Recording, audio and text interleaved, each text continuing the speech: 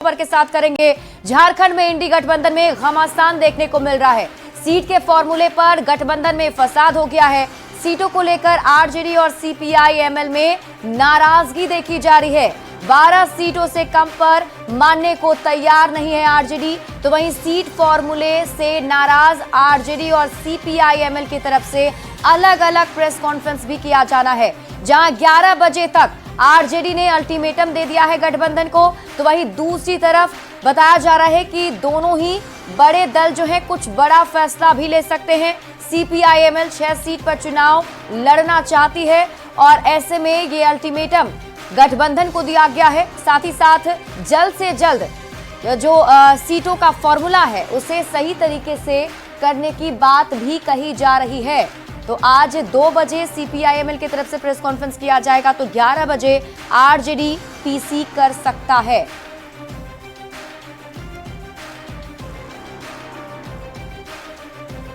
और आपको सुनाते हैं आरजेडी के राज्यसभा सांसद मनोज झा का बयान, जिसमें उन्होंने महागठबंधन में सीटों के फॉर्मूले पर नाराजगी जताई थी।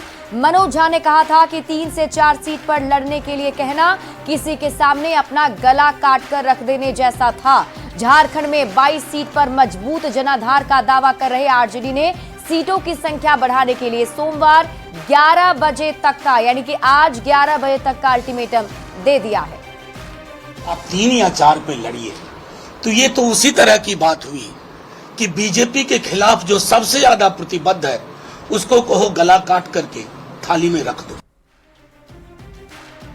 तो मनोज झा को सुन रहे थे आप, उन्होंने ये बातें कही हैं और नाराजगी साफ तौर पर जाहिर की। उनकी तरफ से कहा गया है कि जो सीटों की संख्या है उसे बढ़ाया जाए। और हमारे साथ झारखंड ब्यूरो चीफ दिवाकर तिवारी जी जुड़ चुके हैं।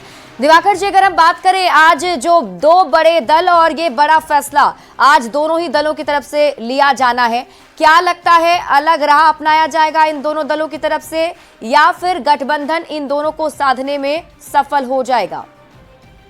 देखिए, दोनों ही पार्टियां इंडिया अलायंस की सीटों के बंटवारे से संतुष्ट नहीं है। उन्होंने आज का अल्टीमेटम दिया है कि आज अगर फर्स्ट हाफ तक जो है सीटों के तालमेल पर कोई संतोषजनक बंटवारा नहीं होगा, उनकी समस्याओं का समाधान नहीं होगा, तो वो अलग जो है राह अख्तियार करेंगे। और कल मनोज झा ने जो पूरी प्रेस कॉन्फ्रेंस को अगर ध्यान से सुनिए तो मनोज झा ने एक प्रेशर क्रिएट करने की बात कही। इशारों में उन्होंने तंज भी किया। उन्होंने कहा कि अगर बीजेपी से लड़ने में किसी दल की प्रतिबद्धता है तो वो आरजेडी की है।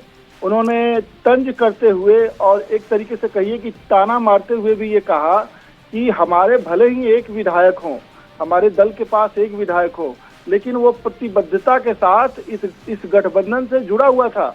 लेकिन आपके विधायकों की संख्या भले ही बहुत ज्यादा है, लेकिन वो हर जगह बिकने को तैयार रहे।